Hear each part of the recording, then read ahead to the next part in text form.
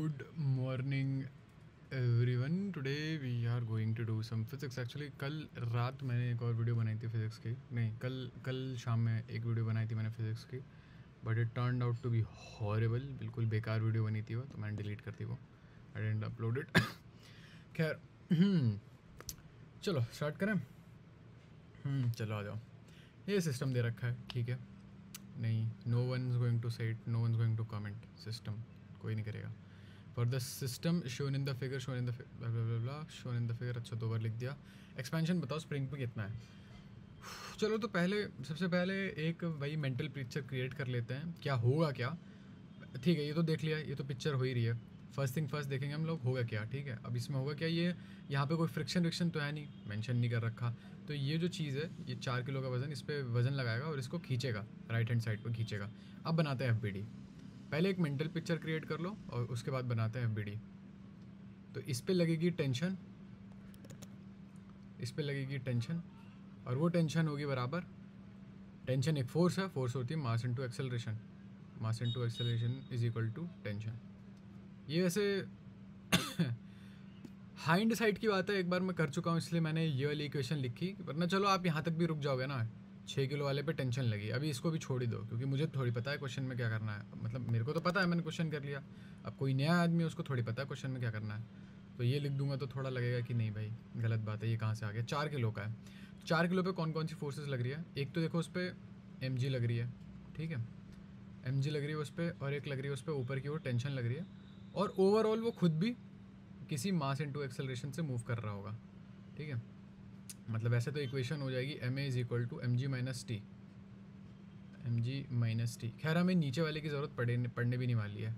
देखो अब आपको पता है ना, ऐसे केसेस में ये डायरेक्ट फार्मूला है. ह्यूरिस्टिक्स कहते हैं इसे. ह्यूरिस्टिक्स होता है मतलब कुछ चीज़ होती है तुरंत कर लो, मतलब जिसके बारे में सोचना ना पड़े, समझ रहे हो ना. ये चलो छोड़ो, अब ह्यूरिस्टिक्स मतलब छोड़ो. आपको चाहिए क्या, चाहिए आपको एक्सपेंशन चाहिए, समझ रहे हो. आपको एक्सपेंशन चाहिए. नहीं सॉरी, आपको टेंशन निकाल लोगे. नहीं हाँ एक्सपेंशन ही तो चाहिए. हाँ तो अगर आप रोप में बात करोगे ना, यहाँ पर रोप क्या है, यहाँ पे तो स्प्रिंग है. तो स्प्रिंग में जितनी टेंशन होगी, जितनी ज़्यादा टेंशन होगी स्प्रिंग के अंदर जितनी ज़्यादा टेंशन होगी उतना ज़्यादा खिंचाव होगा. जितनी ज़्यादा टेंशन उतना ज़्यादा खिंचाव. और टेंशन बराबर हमने यहाँ पढ़ ही लिया था, मास इनटू एक्सेलरेशन है. तो यहाँ पे मास लोगे यहाँ का 6 का लेना, 4 किलो का मत ले लेना, क्योंकि इसके ऊपर अलग है, इसके ऊपर अलग है, ठीक है. एक्सेलरेशन दोनों की सेम है क्योंकि दोनों साथ में मूव कर रहे हैं. तो mass into acceleration is equal to K into X. आपको पता है ना एक्स, इसके अंदर जो फोर्स होती है, स्प्रिंग फोर्स होती है, जो जैसे टेंशन लग रही है. अगर आपको याद हो ना, टेंशन का भी मतलब क्या होता है. ये एक रस्सी है. मैं थोड़ा अगर आप एलिमेंट्री आइडिया दे दूँ, अगर किसी को कन्फ्यूजन हो रही है कि ये कहाँ पे, ये इस नतीजे पे मैं कैसे पहुँच गया. इस पर टेंशन लग रही है, ठीक है. इस पर टेंशन लग रही है, तो ये इसी के अंदर टेंशन होती क्या है. अगर मैं कोई एलिमेंट्री आइडिया दे दूँ, तो इस साइड फोर्स लग रहा है और इस साइड फोर्स लग रहा है. बहुत ज़्यादा फोर्स लगेगा, बीच से रस्सी टूट जाएगी. और यही चीज़ कायदे से देखा जाए, यहाँ पे चलो आप किसी स्प्रिंग को यहाँ पे वो कर दो, रोक दो यहाँ पे, ठीक है. यहाँ पर भी फोर्स लग रहा है, और फिर स्प्रिंग जो है यहाँ पर भी अपनी अंदर की साइड पे फोर्स लगा रहा है. मतलब वही अंदर की साइड ये फोर्स हो गई और नीचे से कोई उसे खींच रहा है.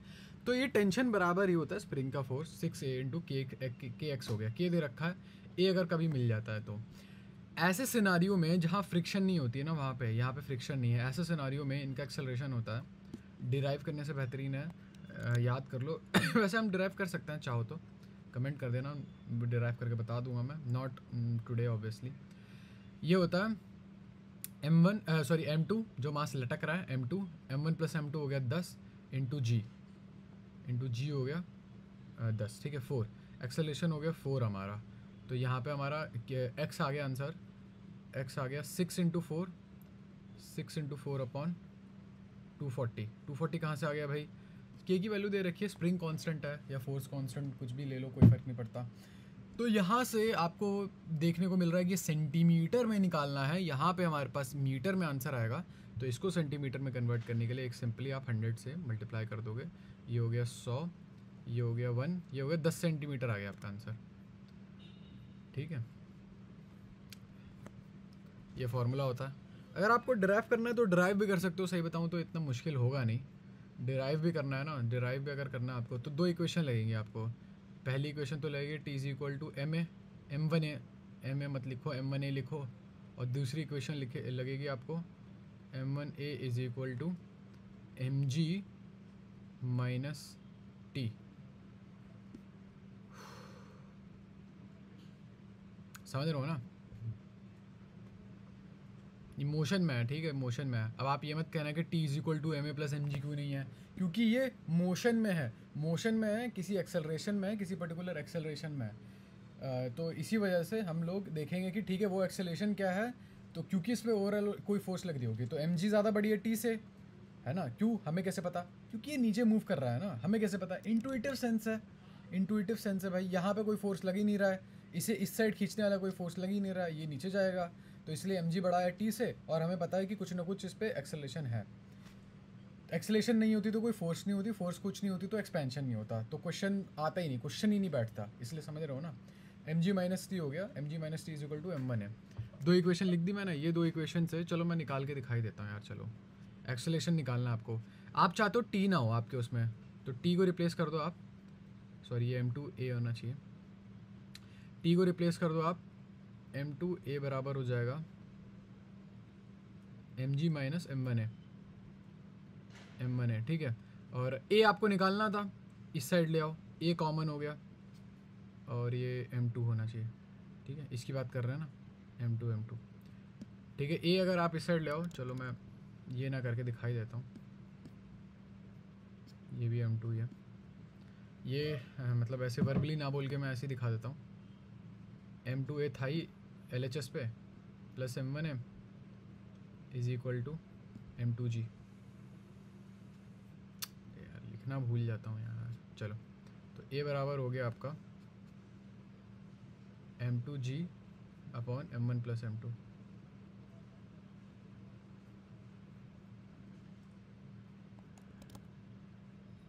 M one plus M two, समझ गया, तो हो गया, बस इतना ही है।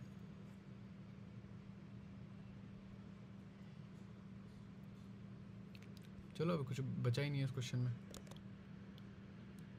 अरे ये क्या आ गया, करेंगे इस क्वेश्चन को, करेंगे, चिंता मत करो। ये वाला क्वेश्चन बरी कर देते हैं, ये वाला क्वेश्चन करना है, ये हो गया, सॉरी ये वाला क्वेश्चन करेंगे।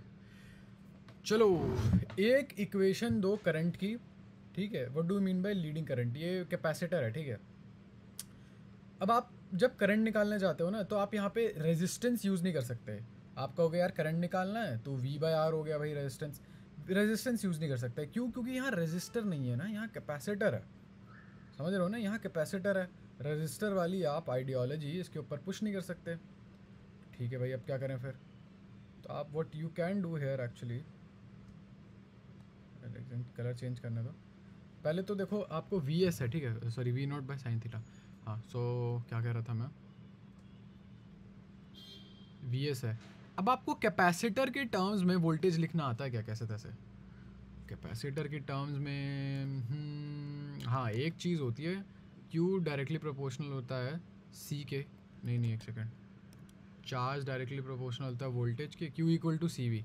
मतलब यहाँ पे चार्ज जो इकट्ठा होगा, यहाँ पे चार्ज इकट्ठा होता है ना, पता है ना कैपेसिटर कैसे वर्क करता है। थोड़ा बहुत बेसिक अंडरस्टैंडिंग लेके आओ, अभी पॉज करो, कोई वीडियो जाके देखो, और थोड़ी बहुत बेसिक अंडरस्टैंडिंग डेवलप करके आओ कि आपका कैपेसिटर एक्चुअली में कैसे वर्क करता है। Q equal to C V मान के चल रहा हूँ, ठीक है, ओके जी, ठीक है। तो वी हो गया यहाँ पे आपका, वी हो गया वी हो गया क्यू बाई सी, तो मैं ऐसे लिख दूँ क्यू बाई सी बराबर, इनफैक्ट पता है अब क्योंकि हम ग्राफ की बात कर रहे हैं ना, तो ग्राफ में बिल्कुल हल्की जगह पे बात करेंगे, मतलब बिल्कुल माइन्यूट जगह पे बात करेंगे। और आपको पता है कि बिल्कुल जहाँ छोटी जगह पे बात करते हैं तो डी क्यू लग जाता है, तो D Q is equal to D Q by, अच्छा रुक जाओ यार, रुक जाओ एक सेकंड, उसको क्यू बाई सी रहने दो अभी, रुक जाओ, Q by C, Q by, रुक जाओ, इसे बड़ा करने दो मुझे,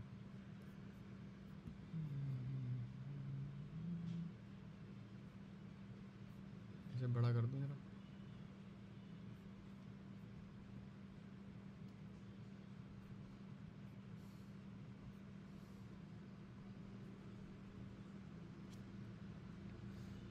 चलो ठीक है, कोई बात नहीं, आओ इधर आओ। तो मैं क्या कह रहा था, आपका हो गया क्यू बाई सी भी, क्यू, हाँ क्यू बाई सी बराबर हो गया आपका, क्यू बाई सी बराबर हो गया किस चीज़ के, सही बात है, किस चीज़ के बराबर हो क्यू बाई सी, हाँ क्यू बाई सी बराबर था आपके V not sine omega T. ये भाई ये कहाँ से आ गया, वोल्टेज का जो ऑल्टरनेट, देखो अभी हम लोग बात कहाँ कर रहे हैं, ऑल्टरनेटिंग करंट। कभी भी क्वेश्चन करो तो थोड़ा दूर हट के देखा करो, एकदम क्वेश्चन के अंदर डीप में मत घुस जाओ। आपको पता होना चाहिए कि आप कर क्या रहे हो, कहाँ हाथ पैर कहाँ मार रहे हो, ये सब पता होना चाहिए आपको। तो थोड़ा दूर खड़े होकर अगर देखोगे तो आपको पता चलेगा Q by C is equal to V not sine omega T, ठीक है। हाँ तो मैं क्या कह रहा था, तो V not sine omega T हो गया। हाँ ये साइनोसाइडल ग्राफ है ये आपका, ये साइनोसाइडल है, हाँ आई गेस यही साइनोसाइडल होता है। ये आपका ग्राफ है जो कि आपको अल्टरनेटिंग करंट की वैल्यू दे रहा है, ठीक है। और इसीलिए हम ग्राफ की ही बात कर रहे हैं, ग्राफ के अंदर ही करंट निकालने, क्योंकि करंट का भी ग्राफ ही बनाना है, क्वेश्चन में दे रखा है आपको। तो क्यू हो गया आपका C V not sine omega T, sine omega T. अब अगर मेरे को करंट निकालना है, तो करंट क्या होता है, करंट होता है क्यू बाई टी। लेकिन क्योंकि यहाँ पे मैं इन्फिनिटेसिमली स्मॉल वैल्यू की बात कर रहा हूँ, क्योंकि यहाँ पे मेरा वो चेंज हो रहा है, करंट भी चेंज हो रहा होगा, और मुझे कोई, देखो मुझे निकालना है, एक तो ग्राफ प्लॉट करना है, प्लस मुझे करंट की इक्वेशन चाहिए, तो इसलिए मुझे यहाँ पे डिफरेंशियल वो डालना पड़ेगा, समझ रहे हो ना, मतलब करंट हो गया कितना हो गया, करंट कितना हो गया। तो यहाँ पे अगर आप करंट डालना चाहते हो तो आई डी टी हो जाएगा, आई डी टी का integration is equal to C V not sine omega T. अब इंटीग्रेट ना करके अगर मैं डी टी नीचे डाल दूँ, इंटीग्रेट हटा दो, इंटीग्रेशन का साइन हटा दो, तो आई हो गया आपका बराबर, आई बराबर हो जाएगा आपके इसका डिफ्रेंशिएशन। और इसका डिफ्रेंशिएशन आपको अगर पता हो तो इसका डिफ्रेंशिएशन होता है, ये हो जाएगा, ओमेगा बाहर चला जाएगा, omega C V not sine, sorry sine तो रहेगी नहीं, V naught cos omega T.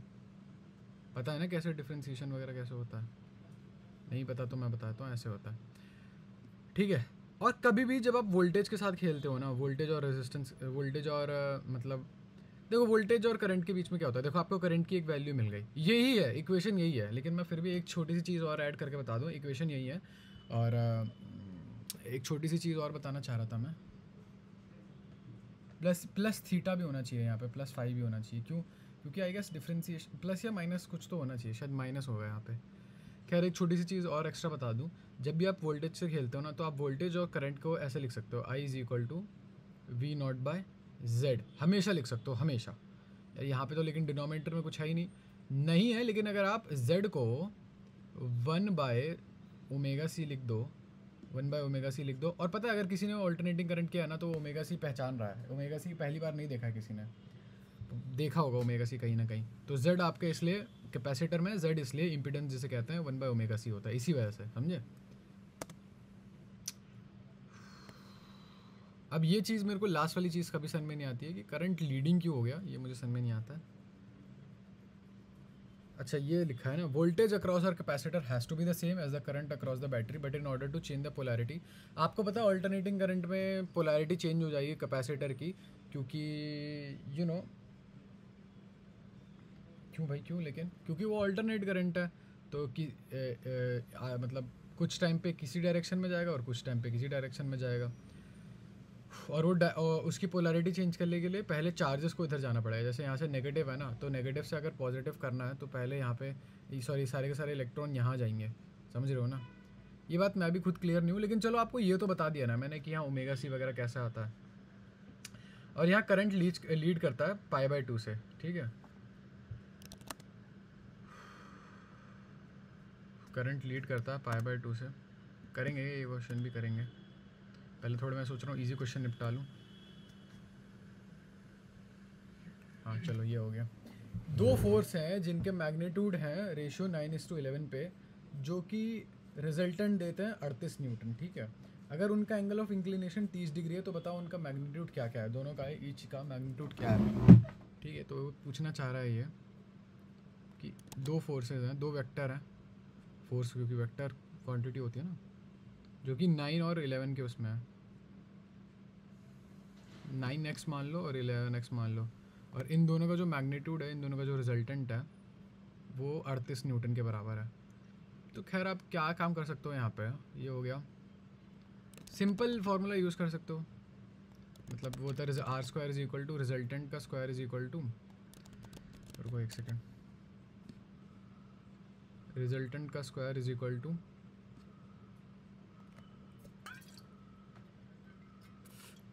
याद करने दो मुझे, रिजल्टेंट का स्क्वायर क्या होता है, A square plus B square plus 2ab cos theta होता है शायद, जहाँ तक मुझे याद है। वैसे आप ये डिराइव भी कर सकते हो, ठीक है, मतलब मुझे याद करना पसंद नहीं है, इसे आप सिंपली डिराइव कर सकते हो, बट याद हो जाता है, सही बताऊँ तो आदत से भी हो जाता है।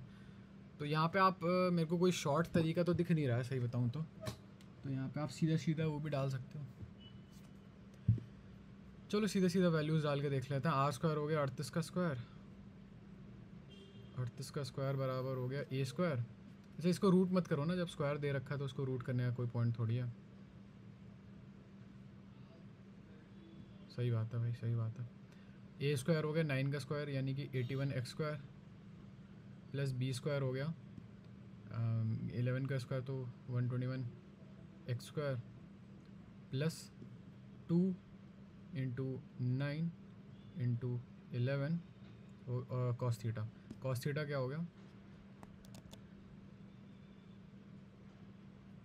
कॉस थीटा हो गया आपका, थीटा बराबर है 30 और थीटा 30 क्या होता है कॉस 30 क्या होता है, अब ये छोटी छोटी चीज़ें मैं भूल जाता हूँ, बट चलो कोई बात नहीं,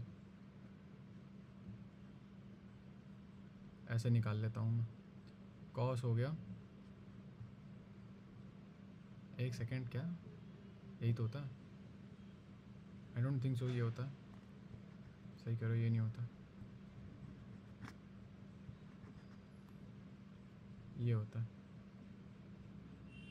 एक ये ट्रायंगल याद कर लो, पता है, एक साइड √1 एक साइड √3 और इन दोनों का स्क्वायर जो होता है वो इसके बराबर होता है। √1 नहीं सॉरी, यहाँ 1 होगा सॉरी 30 डिग्री ये हो जाएगा, यहाँ 1 होगा, √1 नहीं होगा, यहाँ 1 होगा, कि वैसे कोई फ़र्क थोड़ी पड़ रहा है। हाँ ये ट्रायंगल याद कर लो, 1 √3 2 cos 30 हो गया आपका, cos 30 बराबर हो गया 1/2 1/2 cos 30 नहीं √3/2 हो गया, सॉरी √3/2, तो ये हो जाएगा 99 √3। अरे भाई साहब ये तो बहुत गंदा खींचने वाला है यार, कोई शॉर्ट तरीका होता है इसका। 38 का स्क्वायर, 38 का स्क्वायर बराबर 1 + 1 2, ठीक है 12 202 एक्स स्क्वायर प्लस 99 √3 99 √3। अरे भाई साहब तो दिक्कत कर देगा, ये तो तंग कर देगा। Focus on the root of the problem. कोई इसका शॉर्ट तरीका होता है, क्योंकि ऐसा क्वेश्चन करने बैठ जाओगे तो इसमें कैलकुलेशन इतनी है, प्लस मुझे कुछ इसमें वो भी नहीं दिख रहा। चलो देखते हैं। 38 को लिख लूँ मैं 400 - 2, तो a + b a - b, sorry 302, अरे रुको एक से, नहीं 38 का स्क्वायर हो गया 40 - 2 का होल स्क्वायर, नहीं वो नहीं चलेगा। 38 का स्क्वायर, 38 का स्क्वायर को मैं लिख सकता हूँ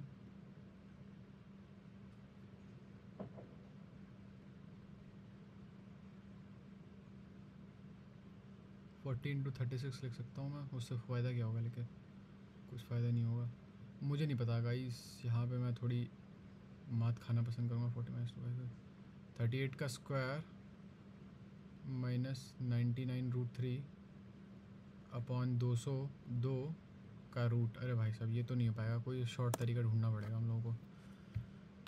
कोई शॉर्ट तरीका नहीं है लेडीज़ एंड जेंटलमैन, हमें यही करना पड़ेगा। अच्छा हाँ मैंने लास्ट टाइम भी यही मिस्टेक करी थी।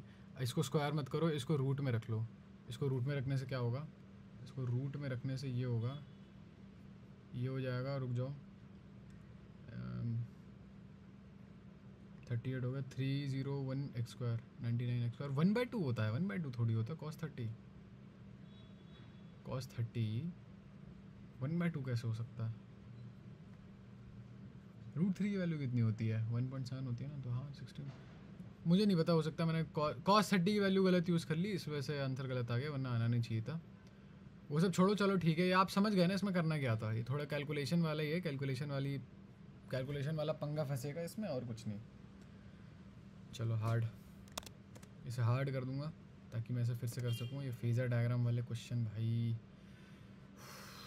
चलो यार ये क्वेश्चन कर ही लेते हैं, कितना ऐसे वो करेंगे, कितना दूर जाएंगे इस क्वेश्चन से। चलो, एक बॉडी दे रखी है मास 4m की, जो कि 4m की है बॉडी है उसकी, जो कि जाके टकरा किसी स्पीड से गई और जाके टकरा गई वो किसी मास 2m की बॉडी से, 2m की बॉडी से जाके टकरा गई, जो कि रेस्ट पे थी, 2m वाली बॉडी रेस्ट पे थी, जाके उससे टकरा गई। Collision is head on elastic in nature. अब ये बताओ कि इसकी बॉडी, इसके देखो इसमें एनर्जी कितनी बच गई। इसका देखो ये ना थोड़ा सा वर्बली समझाने वाली चीज़ है, जो लास्ट पार्ट है ना। मैं क्या करता हूँ, जैसे मैं पहले देखूंगा कि रिटेन कितनी हुई, रिटेन मतलब समझो बची कितनी, तो पहले की काइनेटिक एनर्जी फिर बाद की काइनेटिक एनर्जी। हाँ मतलब ओवरऑल कोई एनर्जी लूज़ नहीं हुई है, लेकिन उसकी खुद, उसका जो खुद का है, उसने खुद थोड़ी बहुत काइनेटिक एनर्जी ट्रांसफ़र कर दी है इसमें। ओवरऑल पूरे सिस्टम में कहीं एनर्जी लूज़ नहीं हुई है, बस इसकी खुद की बॉल ए की थोड़ी बहुत एनर्जी लूज़ हुई है। एनर्जी ½ mv² से होता है, ½ mv² से होता है ना, हाफ और m तो सेम ही रहेगा, तो यानी कि ये हो जाएगा v फाइनल का स्क्वायर अपॉन v इनिशियल का स्क्वायर। तो कैसे तैसे मुझे इसकी वेलोसिटी पता चल जाए v फाइनल, तो मज़ा आ जाएगा। तो देखो ऐसा होता है, यहाँ पे एक फार्मूला होता है, जो कि फार्मूला डिक्टेट करता है, सॉरी वो फार्मूला कहता है कि अगर आपको v1 निकालना है, मतलब देखो पहले आप चल रहे थे m1 u1 बड़ा वाला मास है ये, प्लस m2 u2, वो चल ही नहीं रहा था, लेकिन फिर भी मैं लिख रहा हूँ फार्मूला के उसमें, फार्मूला की वजह से m1 v1 plus m2 v2, ठीक है। तो ये तो ज़ीरो हो गया, इस केस में ज़ीरो है। वैसे ये law of conservation of linear momentum पता ही होगा आप लोगों को, बहुत फेमस चीज़ है ये, दोनों अलग है, ये एनर्जी वाले से अलग है। और हाँ तो और मैं एक और बात बताना चाह रहा था। हाँ, अब अगर आपको v1 निकालना है तो v1 का एक डायरेक्ट फार्मूला होता है, इससे नहीं, इससे निकल के नहीं आता, वो कोई और फार्मूला है, वो कहीं और, वो काइनेटिक एनर्जी वाले फार्मूला से निकल के आता है। वो डिक्टेट करता है आपको कि v1 बराबर हो गया v1 m1 minus m2 upon m1 plus m2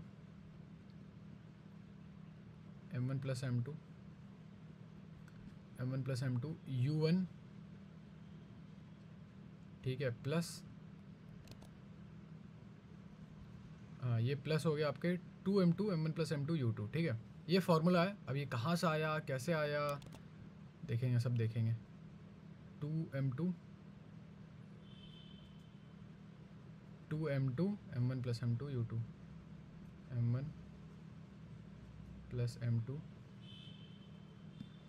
u2। अब u2 थी इनिशियल वेलोसिटी सामने वाले की, जिससे हम टकराए हैं, तो वो तो ज़ीरो थी, तो इसको तो हटा ही दो। बाकी आपकी फ़ाइनल वेलोसिटी आ गई, यहाँ पे कलर चेंज करना था मुझे। आपकी फ़ाइनल वेलोसिटी क्या आ गई हमारी, आपकी फ़ाइनल वेलोसिटी आ गई m1 4 माइनस 2 4 प्लस 2 इंटू, कितनी स्पीड से चल रहे थे हम लोग स्टार्टिंग में, जितनी भी स्पीड से चल लेते, u1 से चल लेते, ठीक है, u1 से चल लेते, तो ये हो गया 2/6 यानी कि u/3 हो गया। तो सीधे u/3 लिख लो, u1/3। अब यहाँ पे लगा दो, फॉर्मूला लगा दो, तो ये हो गया v फाइनल वेलोसिटी, v और ये वेरिएबल मत देखो, बस फाइनल वेलोसिटी। तो फाइनल वेलोसिटी है u/3, तो इसका स्क्वायर करो u²/9, इनिशियल वेलोसिटी u²। तो रिटेन्ड वेलोसिटी यानी कि 1/9, ये रिटेन्ड काइनेटिक एनर्जी है, मतलब 9 हिस्सों की काइनेटिक, अगर स्टार्टिंग की काइनेटिक एनर्जी निकालो, उसके 9 हिस्से कर दो, तो उसमें से सिर्फ और सिर्फ एक हिस्सा बचा। तो लूज़ कितने किया आपने, 8 हिस्से लूज़ कर दिए, तो यानी कि 8/9 लूज़ किया आपने। सी आंसर इसका, सी है ना आंसर इसका, 8/9। अच्छा ठीक है, अब हमें क्या करना है, आप कैसे तैसे पता करो कि ये पहली इक्वेशन कहाँ से आई है। बताओ, इस पे मैं थोड़ा समय अभी भी दे सकता हूँ, बोलो तो बाद में भी दे सकता हूँ, कोई ऐसी बात नहीं है। ये इक्वेशन निकालनी तो है भाई, इंपॉर्टेंट सी इक्वेशन है तो दिखने में इंपॉर्टेंट लग रही है, निकालनी तो है ही ये इक्वेशन।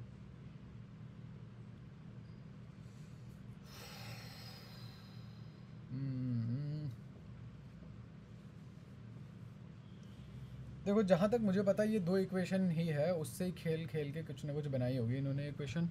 दो चीज़ें होती हैं, दो कॉन्सेप्ट होते हैं, एक तो होता है कंजर्वेशन ऑफ मोमेंटम,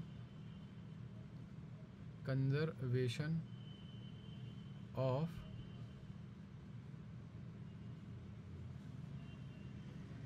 मोमेंटम, और दूसरा होता है, एक तो कंजर्वेशन ऑफ मोमेंटम हो गया, ठीक है,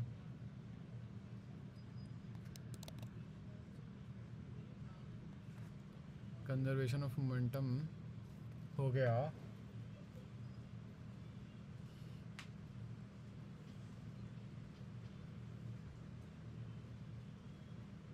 कंजर्वेशन ऑफ मोमेंटम। हाँ तो वो क्या कहता है, m1v1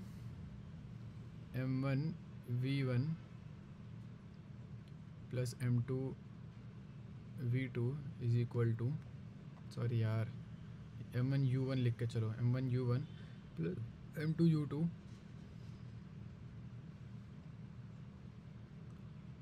भाई साहब, m1u1 plus m2u2 is equal to m1v1। अच्छा मैं ये वेक्टर क्यों लगा रहा हूँ, क्योंकि भैया वेलोसिटी है, तो वेलोसिटी तो काम आएगी ही आएगी, ठीक है। एक ये हो गया, और दूसरा हो जाता है एक कंजर्वेशन ऑफ, रुक जा, और दूसरा हो जाता है एक और चीज़ होती है जिसे कहते हैं कंजर्वेशन ऑफ एनर्जी। भाई ऊपर वाला कॉपी कर लेता है यार, कंजर्वेशन ऑफ एनर्जी,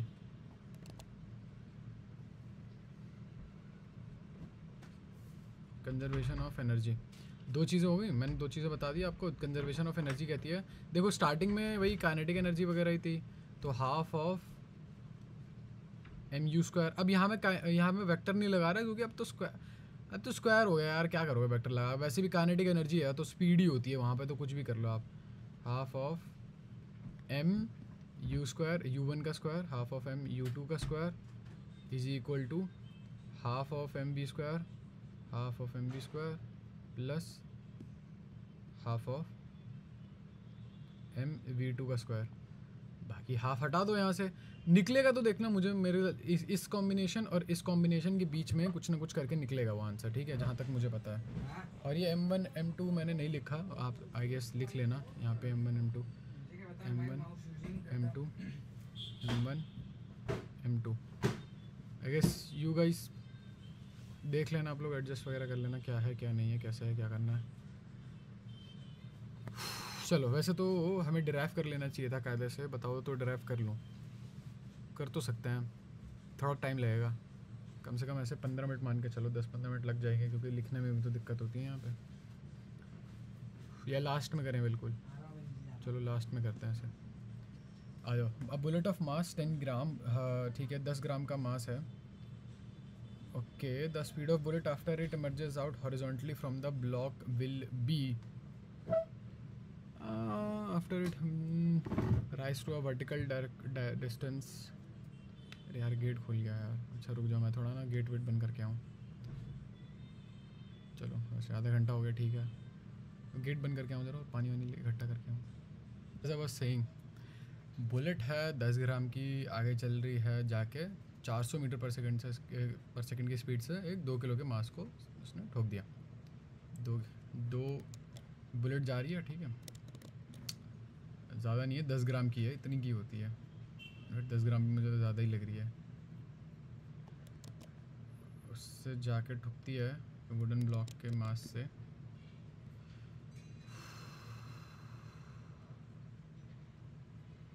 ठीक है, इससे जाके ठुक जाती है और ये 10 मीटर 10 सेंटीमीटर ऊपर इसका सेंटर ऑफ मास शिफ्ट हो जाता है, मतलब ये कहीं यहाँ आ जाता है सेंटर ऑफ मास इसका। मैं सिर्फ और सिर्फ सेंटर ऑफ मास बना रहा हूँ, पूरा बना भी नहीं रहा मैं, ठीक है। 10 सेंटीमीटर ऊपर आ जाता है।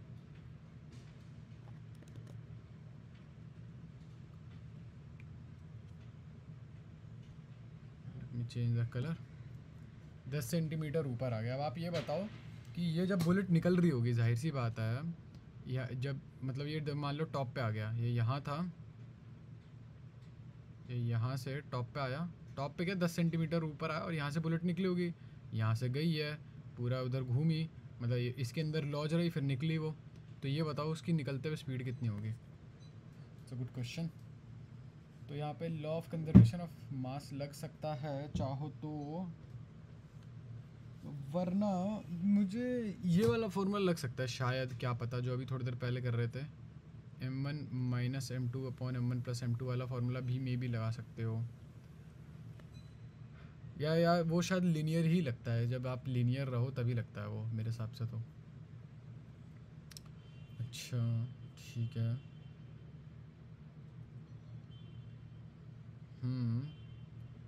इसकी स्पीड कितनी रही होगी, इसकी स्पीड जब ये यहाँ तक पहुँचा होगा तो ये कितनी रही होगी इसकी स्पीड तब, क्योंकि लॉ ऑफ कंजर्वेशन ऑफ वो लगा सकते हो, एनर्जी लगा सकते हो यार। चलो देख लेते हैं पहले, एक बारी कंफर्म कर लेते हैं।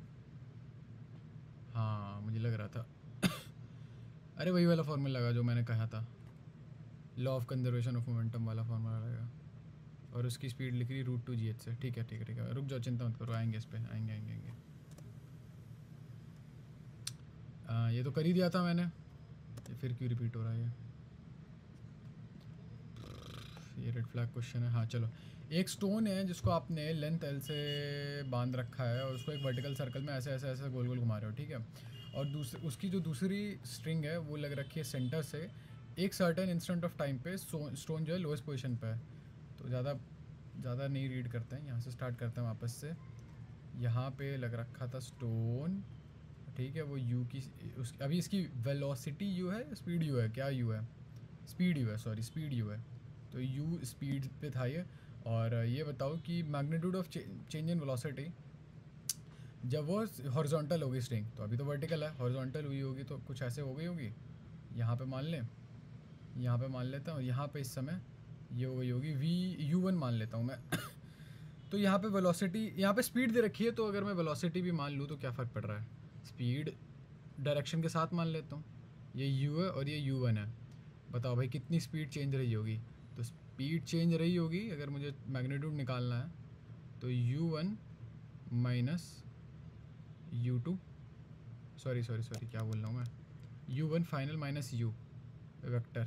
और आपको पता है जब वेक्टर 90 डिग्री में जब वेक्टर माइनस होता है, अरे ये क्या हो रहा है, 90 डिग्री में जब वेक्टर माइनस होता है, ठीक है, तो जब 90 डिग्री, एक सेकंड रुको यार, हाँ जब 90 डिग्री में पहली बात तो वेक्टर माइनस नहीं होते, वेक्टर प्लस हो सकता है, तो आप उल्टा करके माइनस कर दो। खैर आपको वैसे भी मैग्नीट्यूड निकालना है, तो आपका ये हो जाएगा, मेरे कहने का मतलब है u1 square minus u2 square, ठीक है, इसका root, overall root of u1 square plus u2 square का रूट। ये बात तो ईजी है, वेक्टर पढ़ा ही होगा यार आपने। यहाँ पे u1 square plus u square का ओवरऑल होल का रूट हो जाएगा यहाँ पे।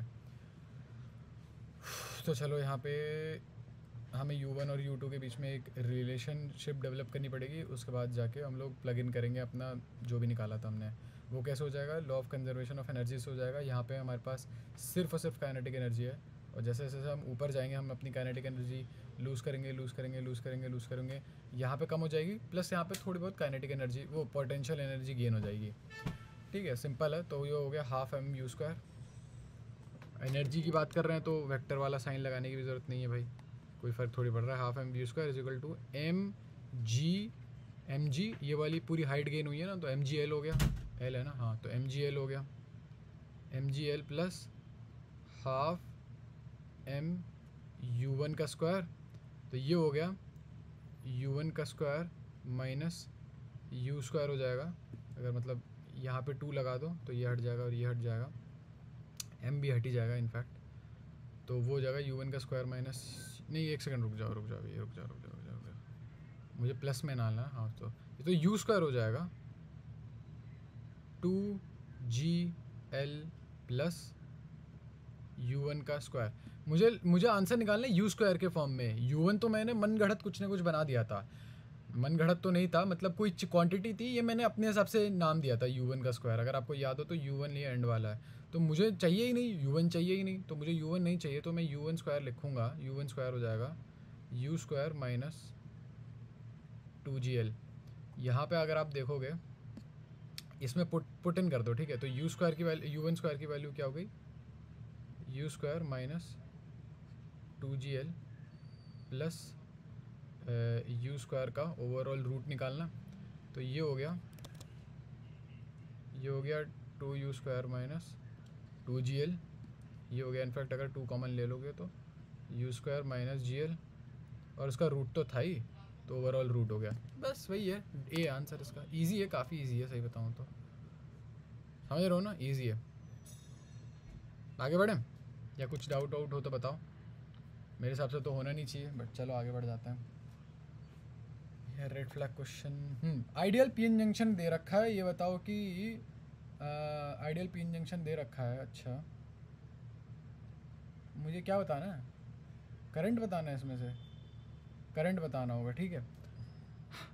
फॉरवर्ड बायस तो यहाँ पे, सॉरी यहाँ पे जंक्शन है, ठीक है। तो यहाँ देखो, अगर मैं देखूँ -1 है यहाँ पे, इसका -1 है, 1 वोल्ट है, तो यहाँ पे -1 है और यहाँ पे -3 है।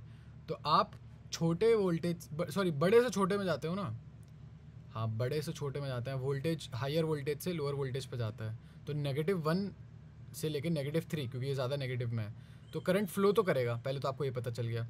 आपको पता है ना पीएन जंक्शन कैसे वर्क करता है। पीएन जंक्शन वर्क करता है कि अगर यहाँ पे मान लो इस ये आपको वो दे रखा है, ये डायग्राम दे रखा है, तो यहाँ पे अगर वोल्टेज 1 है और यहाँ पे वोल्टेज 2 है, तो ये ज़रूरी है करंट फ्लो कराने के लिए कि आपका जो वोल्टेज 1 है वो ज़्यादा बड़ा हो वोल्टेज 2 से, ताकि करंट जो है वो फ्लो करे, आपके ऐसे फ्लो करने लगे। V2 बड़ा हुआ तो करंट ऐसे फ्लो करेगा और ये करने नहीं देगा। रेजिस्टेंस तो छोड़ो, रेजिस्टेंस तो फिर भी करंट फ्लो करने देता है, भले ही थोड़ा रेजिस्टेंस दे, लेकिन ये बिल्कुल ही रोक देता है। पीएन जंक्शन बिल्कुल ही रोक देगा आपको। खैर हमारा पॉइंट है ही नहीं वो, हमें तो चाहिए कि भैया V1 V2 है। हाँ, अब करंट, अब हमें वोल्टेज डिफरेंस कितना है, वोल्टेज डिफरेंस है 2 वोल्ट का, 2 वोल्ट का वोल्टेज डिफरेंस है भाई। नेगेटिव नहीं है नहीं,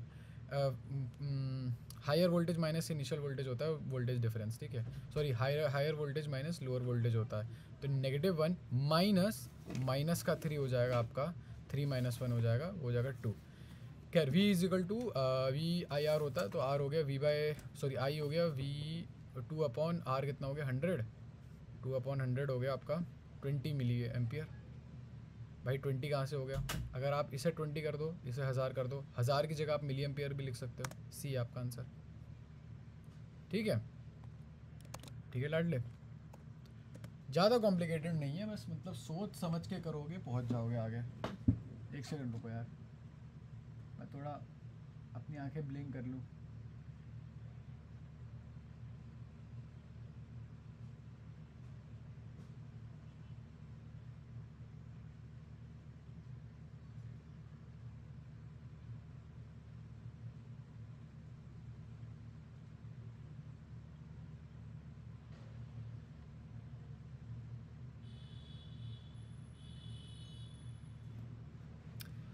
हाँ, अरे मेरी आंखें लूज़ कर, मैं I am losing my eyesight यार।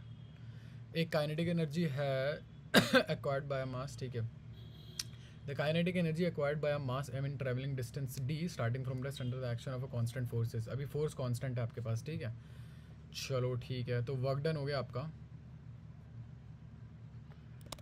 वर्क डन हो गया force into displacement, force into displacement. और काइनेटिक एनर्जी कोइंसिडेंटली होता है change in, sorry work done ये भी होता है चेंज इन काइनेटिक एनर्जी, यानी कि change in half m v² = F × d, ठीक है।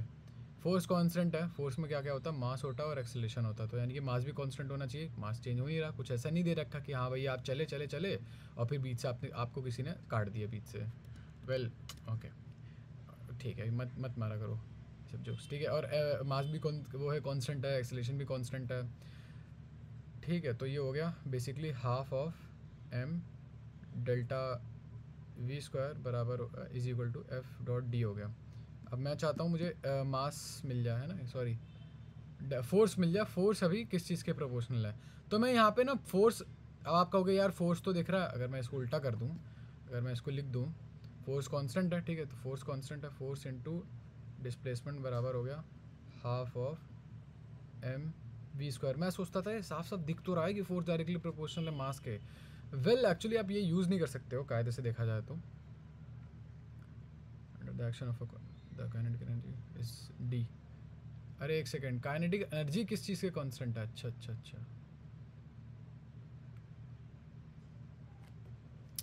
तो काइनेटिक एनर्जी तो डायरेक्टली प्रोपोर्शनल है ना फोर्स इनटू डिस्प्लेसमेंट के, तो वो तो अच्छा नहीं सॉरी सॉरी, कुछ और है, कुछ और पूछा यहाँ पे, काइनेटिक एनर्जी के पूछा था। तो काइनेटिक एनर्जी, तो आपको पता है काइनेटिक एनर्जी यानी कि वो होगा फोर्स इनटू डिस्प्लेसमेंट के बराबर। अब आप कहोगे फोर्स को आप मास इनटू एक्सेलरेशन भी लिख सकते हो, मास इनटू एक्सेलरेशन भी लिख सकते हो, लेकिन ऐसा नहीं है, क्योंकि हमें पता है फोर्स कांस्टेंट है, हमें ये थोड़ी पता है कि यहाँ पे एक्सेलरेशन। अब मैं अपनी बात ही काट रहा हूँ यार, अब मैं अपनी ही बात काट दी मैंने। अब क्या पछतावत हो क्या जब चिड़िया चुग गई खेत। रुक जाओ, फिर क्वेश्चन फिर से पढ़ता है, ठीक है। आपने डिस्टेंस डी ट्रैवल किया, अच्छा फोर्स इनटू डिस्प्लेसमेंट होता है ना, हाँ सॉरी सॉरी सॉरी, तो इसलिए हम डी, ओ हो ऐसा ऐसा है गाइज, हम वो वाला फार्मूला यूज़ नहीं कर सकते।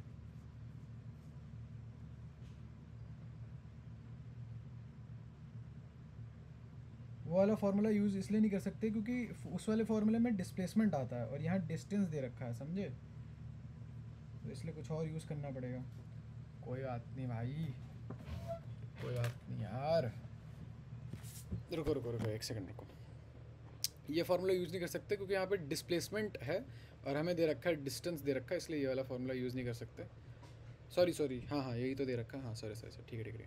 तो चेंज इन काइनेटिक एनर्जी फिर क्या हो सकता है? तो चेंज इन काइनेटिक एनर्जी का बेसिक फार्मूला तो देखो हाफ एम वी स्क्वायर ही है, तो वो हो गया half of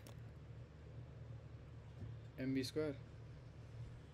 M V square mass change नहीं करेगा, वी स्क्वायर, तो वी स्क्वायर को अगर मैं लिख दूँ U square plus 2as, U square plus 2as, ठीक है, हाँ ये लिख सकते हैं भाई वी स्क्वायर को।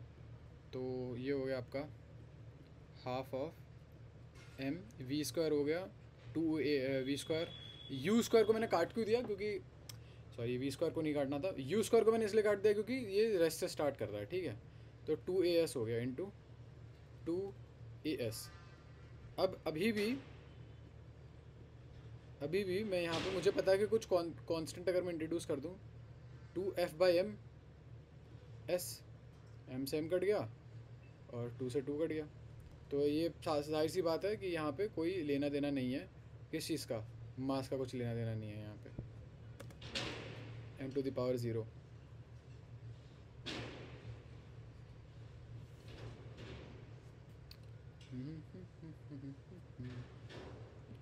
सर ने भी इसी तरीके से किया है।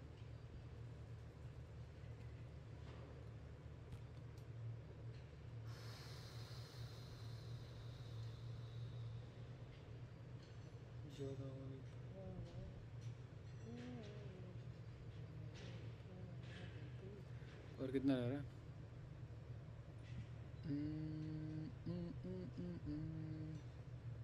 अभी तो रह रहा है, तो पानी वानी भर के आऊँ क्या मैं? अभी भाई जब अभी ब्रेक लिया था तब क्यों नहीं भर लिया तूने पानी? अरे भूल गया यार, बिल्कुल दिमाग से निकल गया। एक सेकंड, भरा है क्या? नहीं भरा मैंने, चलो भर के आता हूँ मैं, पानी भर के आता हूँ। अरे ठीक है, लेने दो भैया ब्रेक। हाँ जी, तो हम लोग कर रहे थे, मैं पानी ले आया हूँ। अब bullet of mass 10 gram moving horizontally with ब्ला।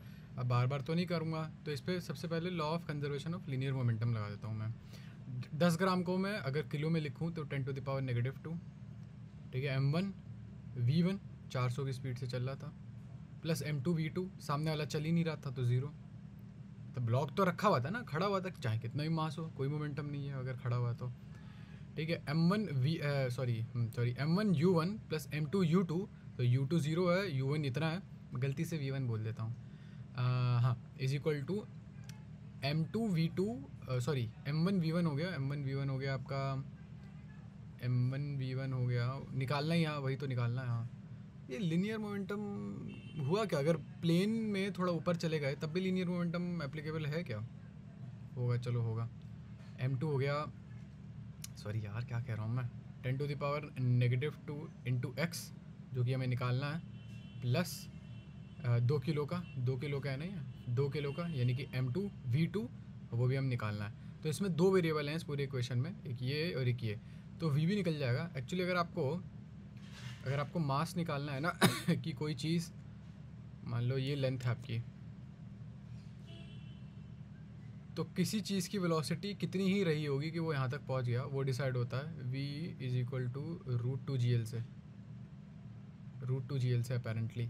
मैं पूरे क्वेश्चन में यही एक जगह कंफ्यूज हूँ कि ये कैसे होता है। मैं इतना श्योर नहीं हूँ, कि मुझे बिल्कुल भी श्योर नहीं हूँ कि एक्चुअली में होता क्या है और ऐसा क्यों होता है। मैं बिल्कुल, क्योंकि मेरे को क्या दिक्कत है मैं बताता हूँ। मेरा फर्स्ट एंड फॉरमोस्ट और बिगेस्ट कन्फ्यूजन ये है कि क्या ये जो ब्लॉक है ये यहाँ जाके रुक जा रहा है, या फिर मतलब अभी भी मोशन में ही है, या अभी भी चल ही रहा है, या चलते चलते बुलेट निकल गई, या ये रुका है यहाँ पे। तो ये मेरे को कन्फ्यूजन है, तो अगर कोई क्लियर कर दे तो बता दे। ये तो खैर मैंने समझने से ज़्यादा मैंने रटा है ये आंसर, सही बताऊँ तो 10⁻, ये तो हो गया, यहाँ पे हो गया 4 बराबर, कलर चेंज करूँ मैं, 4 बराबर x 10⁻⁻2, 10⁻⁻2 x plus 2 into √2gl क्या हो जाएगा, √2g हो गया 10, l हो गया कितना आपका, l हो गया आपका 5 मीटर, 5 टू 10, 10 100 का रूट हो गया 10, तो 20। ठीक है। ओ वो वो ये कैसे हो सकता है, हाउ इज़ दैट पॉसिबल? नहीं, यहाँ पे 2 नहीं होगा, यहाँ आई गेस यहाँ पे सिर्फ और सिर्फ 10 होना चाहिए, या सेंटीमीटर। अच्छा सॉरी, एल 5 नहीं लेंगे हम एक्चुअली, 5 आप एल नहीं लोगे, ये एल आपकी स्ट्रिंग की लेंथ नहीं है, ये आपकी हाइट होगी। माय बैड, इसलिए नेगेटिव में आंसर आ जाता अगर हम लोग ये लेते तो। खैर, तो वो हो गया 2 इंटू 10, 2gl हो गया आपका 10 सेंटीमीटर, 10 सेंटीमीटर होता है 10/100, सिर्फ और सिर्फ √2 आएगा। ठीक है, तो 2√2 आ जाएगा यहाँ पे, ना कि 20, 2√2 लिख दो, 2√2, x हो गया आपका 4 into 2 into 1.4, 4 minus 2 into 1.4 upon, sorry upon नहीं, इंटू 100 हो जाएगा, हाँ 100 हो जाएगा, इंटू 100 हो जाएगा। तो ये लगभग 100 मीटर पर सेकंड ही मान लो, 120 मीटर पर सेकंड हो जाएगा, ये 120 मान लेते हैं, क्योंकि ये हो जाएगा 4 माइनस 2.8, तो ये हो जाएगा 1.2 हो जाएगा, तो 1.2 इंटू 100 हो जाएगा आपका आंसर। तो हाँ, ये बस ये वाला पार्ट हमें दिक्कत दे रहा है कि ये चीज़ एग्जैक्टली कहाँ से आई। एक सेकेंड, हाँ ये चीज़ एग्जैक्टली आई कहाँ से, बस एक जगह हम लोगों को यही दिक्कत हो रही है, क्योंकि हमें नहीं पता कि वो ब्लॉक रुक गया है कि नहीं रुका है, वो क्वेश्चन में दे नहीं रखा है। हाँ यही डाउट है, बाकी तो क्वेश्चन हो ही गया, इतना कुछ खास क्वेश्चन था नहीं है। चलो आगे बढ़ते हैं, फेज़र वाला छोड़ो, हटाओ, ये कंस्ट्रेंट हमने किया नहीं है। चलो, तो the heart of a man pump, देखो एक हार्ट है, मतलब एक नॉर्मल हार्ट है, वो 5 लीटर ब्लड पंप करता है पर मिनट। ठीक है, जिस मतलब pressure of 150 millimetre of mercury, density दे रखी है, तो बताओ पावर क्या होगी? पावर हो जाती है आपकी force into displacement upon time.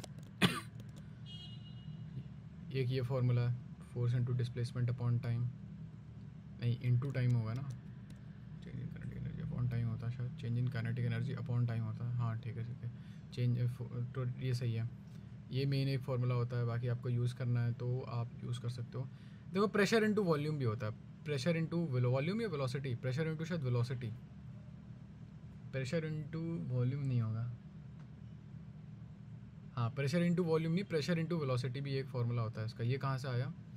ये एक्चुअली आप चाहो तो पावर, नहीं एक सेकेंड रुको, pressure the heart of a man, ठीक है हमारे पास वॉल्यूम दे रखा है हमें, ठीक है परमानेंट दे रखा है। तो हमें पावर निकालना, पावर इन वॉट निकालना हमें, ठीक है। तो पावर तो यही होता है ना, चेंजिंग कनेक्ट। पावर के दो फार्मूला होते हैं, वैसे होते तो बहुत सारे हैं, दो आप यूज़ कर सकते हो जो आराम से, change in kinetic energy upon time और change in kinetic energy upon time. एक तो ये होना ही चाहिए यार, मैं थोड़ा कंफ्यूज हूँ एक्चुअली यहाँ पे। Force into displacement upon time ये हो गया फोर्स इंटू वेलोसिटी, और पावर फोर्स इंटू वेलोसिटी थोड़ी होता है। अच्छा रुको रुको रुको एक सेकंड रुको, ठीक है पावर निकालना है ना। पावर, मैं इसे पावर को W से रिप्रेजेंट कर रहा हूँ। आई होप यू अंडरस्टैंड कि ये पावर ही है और कुछ एक्स्ट्रा चीज़ नहीं है।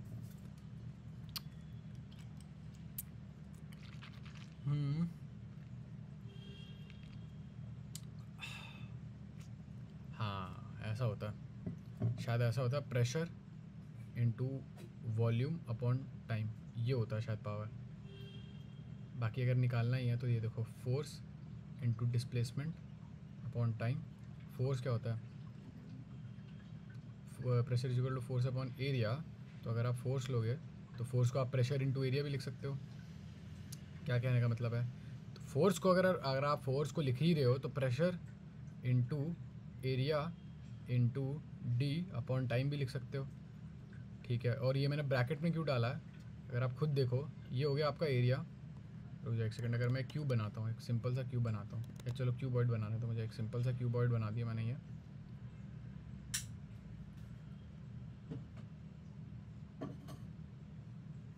क्यूबॉइड बना दिया मैंने। और आपको पता है क्यूबॉइड का वो क्या होता है, length into breadth into height. Length into breadth into height, थोड़ा सा अच्छे से बना देते मुझे, length into breadth into height. ठीक है अंडरस्टैंडेबल। लेंथ इंटू ब्रेथ को एरिया भी तो लिख सकते हैं, हाँ ये बात भी है। और हाइट हो गया, हाइट डेप्थ डी डिस्टेंस जो भी हो गया, एक ही बात ना हुई। बात तो सही है, तो इसीलिए इसको वॉल्यूम की तरह भी लिख सकते हैं। बेसिकली फॉर्मूला आ गया pressure into volume upon time. Volume upon time तो बढ़िया है, साफ साफ दिख रहा है। 5 लीटर पर 60 सेकेंड, क्योंकि मिनट दे रखा है ना, सेकेंड में तो कन्वर्ट करोगे ही करोगे। 5 लीटर पर 60 सेकेंड हो गया 5/60 इंटू प्रेशर। प्रेशर आप ये सीधा सीधा ये मत डाल देना 100 mm ऑफ मरकरी। आपको पता है प्रेशर होता है एक्चुअली में, प्रेशर एच रो जी होता है, एच इंटू रो इंटू जी होता है, पता है ना। मरकरी कॉलम का, वो किसी भी चीज़ के कॉलम का प्रेशर कैसे निकालते हैं, उसकी हाइट, उसकी हाइट कितना है, उसकी डेंसिटी, और जी तो होता ही होता है। नहीं पता तो आई गेस वैसे बस याद कर लो, इसमें कुछ ऐसा कुछ खास है नहीं। इंटू 5/60 इंटू एच हो गया 15 mm, 150 mm इंटू रो है 13.6 kg इंटू 10⁻³ भी है, इंटू 10⁻³ भी है, kg पर मीटर क्यूब। मैं लिख रहा हूँ ना, मैं जानबूझ के लिख रहा हूँ क्योंकि यहाँ पे दिक्कतें आने वाली हैं आपको। यहाँ पे अगर आपको यूनिट नहीं बताना तो आपको दिक्कत आएंगी, क्योंकि देखो ये तो 5 लीटर हो गया, चलो ठीक है 5 लीटर हो गया, ये सेकंड हो गया, जी होगा यहाँ पे मीटर पर सेकंड स्क्वायर, मीटर पर सेकंड स्क्वायर। मुझे निकालना क्या है, पावर निकालनी है ना वॉट में, या वैसे आपको यूनिट लिखने की, बस मैं ये चाह रहा था कि आपको पता चल जाए। एमएम को आप मीटर में कन्वर्ट करोगे, ठीक है, तो शायद 1000 मीटर होता, सॉरी 1000 मिलीमीटर 1 मीटर होता है। हाँ तो 1000 हो गया 10⁻⁻3, तो 10⁻⁻3 यहाँ से कट गया, इसका ज़ीरो यहाँ से कट गया, ये क्या है सेकेंड पे, तो छोड़ो सब छोड़ो, तो 5 और ये 2 से हल्का सा बड़ा मान लो इसे, 15 5 अच्छा रुक जा, लास्ट में लिखने दो मेरे को। ये हो गया basically 5/6 into 150 multiply by 5/6 into 150 multiply by 13.6 into 10, ठीक है। तो ये कैलकुलेट कर लो, इससे आपको मिल जाएगा आपका आंसर। बाकी अगर निकालना ही है, रुक जाओ कुछ गड़बड़ हुई है कुछ तो गड़बड़ करी है हम लोगों ने। Okay we did something wrong, देखो कहाँ गड़बड़ हुई है, क्योंकि आंसर बहुत बड़ा आ रहा है, इतना बड़ा आंसर आना नहीं चाहिए था हम लोगों का। 5 लीटर है, ठीक है, मीटर पर सेकंड भी है, ठीक है।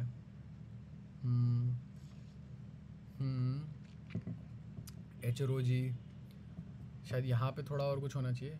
10 mm होता है 1 सेंटीमीटर, 100 सेंटीमीटर होता है 1 मीटर, तो 1000 ही होगा नीचे, और क्या होगा। h इंटू रो सही है। kg पर मीटर क्यूब सही है, यहाँ पर भी सही है। kg पर मीटर क्यूब, हाँ तो उससे क्या फ़र्क पड़ रहा है। हाँ सही बात है, उससे भी कोई फ़र्क नहीं पड़ रहा। लीटर भी सही है। आओ देखते हैं क्या कर पाओगे हमसे। 13.6 इंटू 1500 इंटू 5 इंटू 10⁻³ 1500 कैसे। एच रो जी, हाँ ठीक है 1500 भी ठीक है, सही तो है। हम लोगों ने भी ये एग्जैक्ट सेम चीज़ करी है। 13.6 इंटू 10⁻³ क्यों नहीं आया यहाँ पे। +3 क्यों नहीं आया इनका। ये जो +3 है ये गायब है, मतलब इनके पास है और इन्होंने यहाँ पे नहीं लिखा। आई गेस कुछ मिस्टेक वगैरह हुई होगी। आई डोंट नो, देखना क्या दिक्कत आ रही है इसमें, मुझे तो कुछ समझ में नहीं आ रहा। इन्होंने 13.6 इंटू 10⁻³ नहीं डाला, जबकि डालना चाहिए था यहाँ पे। अच्छा ये यहाँ तो डाला है, और इन्होंने 10⁻³ 2 बार डाल रखा है। 5 लीटर हो गया। 5 लीटर को मीटर क्यूब में लिखना पड़ेगा क्या। अच्छा ओके, ये जो 5 लीटर है इसको आप मीटर क्यूब में भी लिखोगे, सही बात है। हाँ तो 1 लीटर का जो भी मीटर क्यूब होता है अपॉन 1000 कर दो इसे, अपॉन 1000 हो गया। ये 1 0 ये कट गया, 1 0 ये कट गया, 1 कट गया यहाँ पे 2, और ये 13.6 है। इसे 6 पॉइंट समथिंग मान लो, इसे 6 ही मान लो, क्या फ़र्क पड़ रहा है। 1.5 के आसपास आंसर आना है, 1.5 के आसपास आंसर आया होगा। 1.7 है भाई, ये 1.5 1.7 क्या फ़र्क पड़ रहा है। बढ़े आगे। वैसे 1.5 भी है, लेकिन 1.5 से ज़्यादा आंसर मैंने आसपास कहा था, एग्जैक्टली 1.5 नहीं बोला था मैंने। चलो, 2 पार्टिकल हैं कांस्टेंट वेलोसिटी से मूव कर रहे हैं। Initial momentum their position are r1 and r2 respectively. The condition, अच्छा देखो 2 पार्टिकल हैं मूव कर रहे हैं, ठीक है। मान लो ऐसे मूव कर रहे हैं,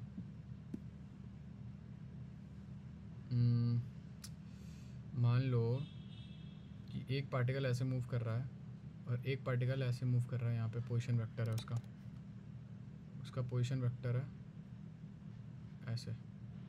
ऐसे पोजीशन वेक्टर तो नहीं है, बट ठीक है, यू गेट द पॉइंट, मैं कहना क्या चाह रहा हूँ मैं। हाँ 2 पार्टिकल हैं, दोनों ऐसे ऐसे मूव कर रहे हैं, ये कहीं ना कहीं कोलाइड होंगे। तो ये बताओ कंडीशन क्या है उनकी कोलाइड होने की। अच्छा सबसे पहले तो उनकी डायरेक्शन आई गेस सेम होनी चाहिए। आंसर देखो, आंसर मेरे को याद है, आंसर सी है आंसर, लेकिन क्यों है ये याद नहीं आ रहा मेरे को।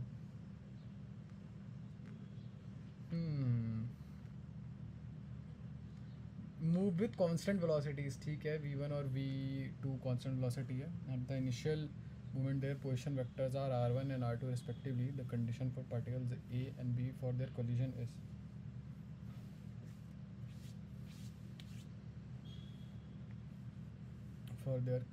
is,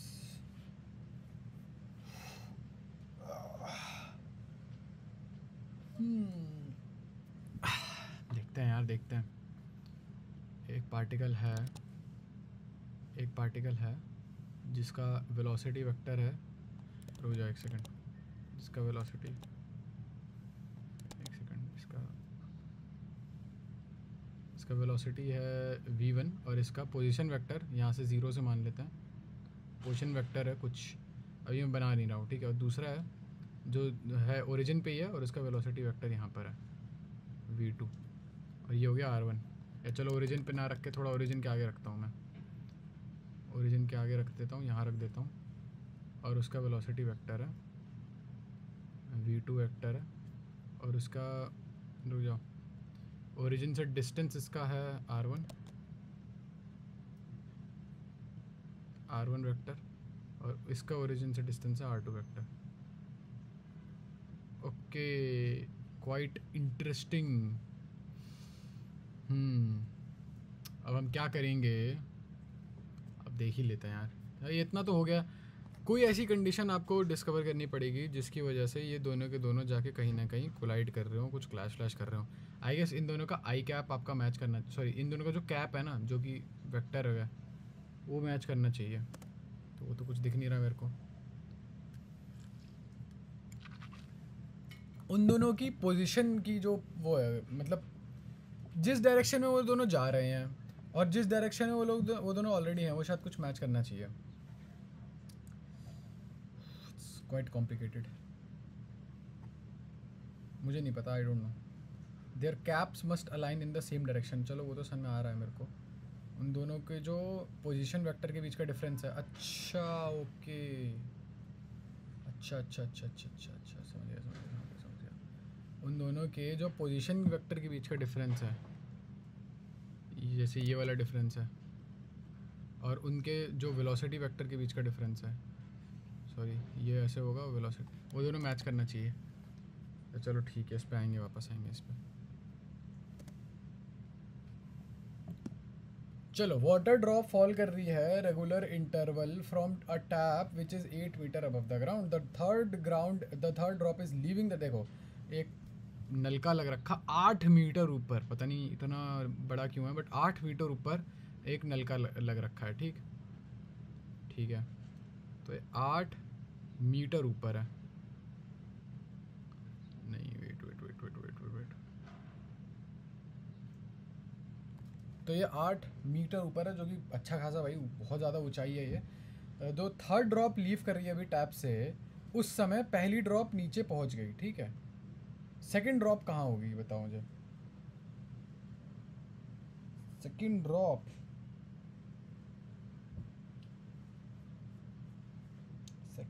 कहाँ होगा. It's a good question. एक यहाँ पर है आपकी, थर्ड ड्रॉप यहाँ पर है, थर्ड ड्रॉप यहाँ पर है, एक ड्रॉप आपका यहाँ पर है जो ऑलरेडी पहुँच चुकी है. पहली ड्रॉप जो है 8 मीटर का डिस्टेंस उसने कवर कर लिया है. सेकंड ड्रॉप बताओ कहाँ पर होगी. तो अगर मुझे पता चल जाए कि ड्रॉप के बीच में कितना डिफरेंस है, मतलब ड्रॉप को छोड़ने के बीच में कितना डिफरेंस है, तो मज़ा आ जाएगा.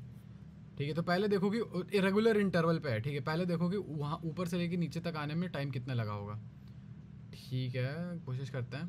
तो ये हो गया h is equal to you T plus half A T square. तो 8 हो गया is equal to you T, यानी कोई इनिशियल वो तो थी ही नहीं, वेलोसिटी थी ही नहीं, वो नलके से निकली नीचे गिर गई. Half 10 T square A T square. ठीक है. तो टी हो गया. तो टी क्या हो गया, हाय रूट ऑफ 8 आ गया. कुछ अच्छा सा नंबर होता, 16 वगैरह होता. रूट ऑफ 8 आ गया कितना, 2√2 आ गया. 2 इंटू 1.4 आ गया. 2.8 सेकेंड्स, यानी कि 2.8 सेकेंड्स लगे उसको ऊपर आने में. 2.8 सेकेंड्स में 2.8 सेकेंड के अंदर एक और ड्रॉप आ गई थी. समझ रहे हो ना, एक और ड्रॉप आ गई थी. यानी कि जब 1.4 सेकेंड्स हुए होंगे ना, जब 1.4 सेकेंड्स हुए होंगे, यानी कि जब रूट 2 सेकेंड हुआ होगा, तो एक ड्रॉप छूटी होगी. मेरे कहने का मतलब है, देखो ओवरऑल 2√2 सेकेंड्स हो गए थे. 2√2 या 2.8 बोल लो, कोई फ़र्क नहीं पड़ रहा. 2√2 सेकेंड हुए. अब आपको पता है कि इसमें 2 ड्रॉप गिरी हैं, तीसरी ड्रॉप गिर रही है, लेकिन 2 ड्रॉप गिर चुकी हैं. तो इसका मतलब एक ड्रॉप गिरी होगी, पहले 0 टाइम हुआ होगा, फिर 1.4 सेकेंड के बाद एक ड्रॉप, अब फिर 1.4 सेकेंड जब हो गया, देखो 0 सेकेंड पे हो, वहाँ एक ड्रॉप निकल गया. तो जब 1.4 सेकेंड हुआ, तब एक ड्रॉप और निकली. अब टोटल 2 ड्रॉप हो गए. और फिर 1.4 सेकेंड जब हो गया, यानी कि अभी जस्ट अभी जब पूरा ये नीचे गिर गया, तो दूसरी ड्रॉप गिरी है. तो ये अभी टॉप पे होगी. तो ये पहली ड्रॉप कितनी होगी, पहली ड्रॉप होगी जितना 1.4 सेकेंड्स में आप डिस्टेंस कवर कर सकते हो. वो कितना होता है, वो होता है half of h is equal to you t, कोई स्पीड नहीं है, into half of A T square. T square कितना हो गया, √2 का 2 10 मीटर. ये कैसे हो सकता है, एक सेकेंड. टी हो गया √2 का स्क्वायर हो गया 2, 10 कैसे आ सकता है आंसर.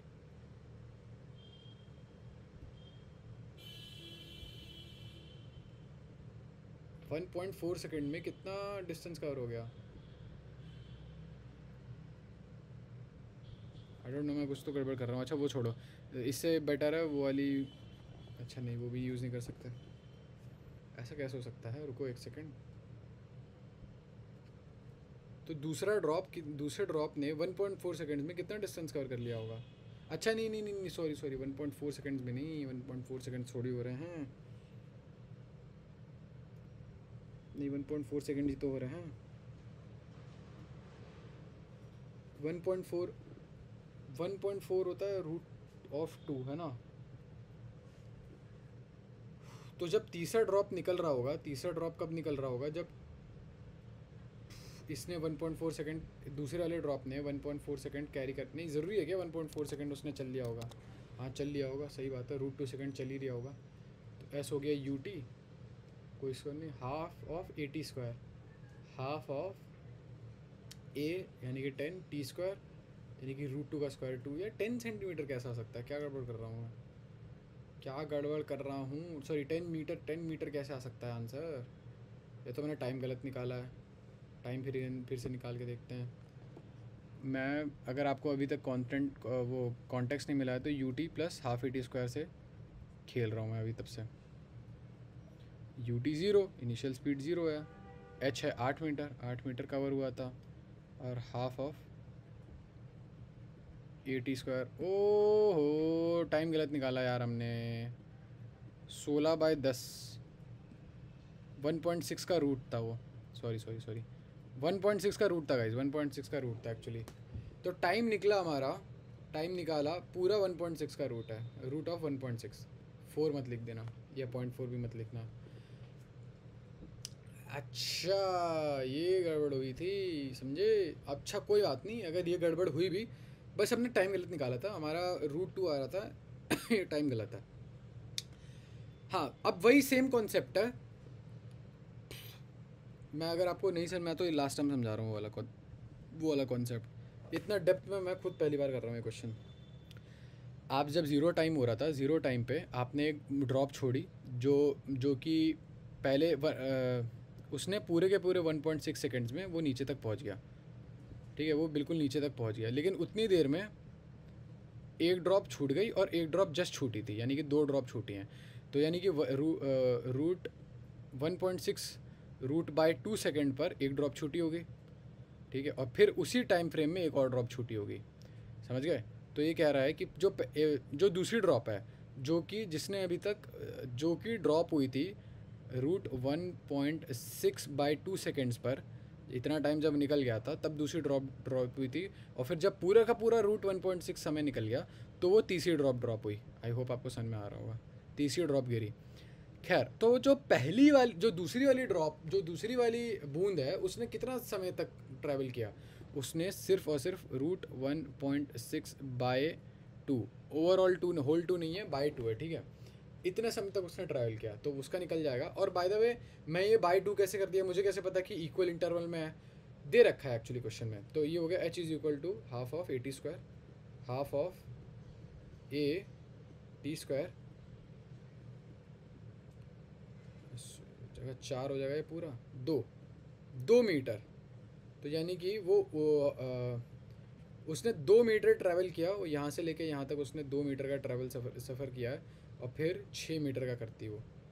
बीच में क्यों नहीं है भाई? वो कांस्टेंट वेलोसिटी से थोड़ी जा रही है, उस पर एक्सेलरेशन लग रहा है ना भाई। मेरे हिसाब से 6.05 तो आंसर नहीं होना चाहिए था, मेरे हिसाब से तो आंसर होना चाहिए मेरे हिसाब से आंसर 6 मीटर होना चाहिए। हो सकता है इन्होंने 9.8 लेके चल रहे हो, ये 9.8 लेके भी नहीं चला। अच्छा, इन्होंने यहाँ पे रूट 1.6 की वैल्यू ले ली ना, और मैंने नहीं ली। मैं तो आंसर सपोर्ट करूँगा 2 का ही, आंसर 2 का सपोर्ट करूँगा मैं, ठीक है। चलो hold up, I will be right back, I just have to do some small work.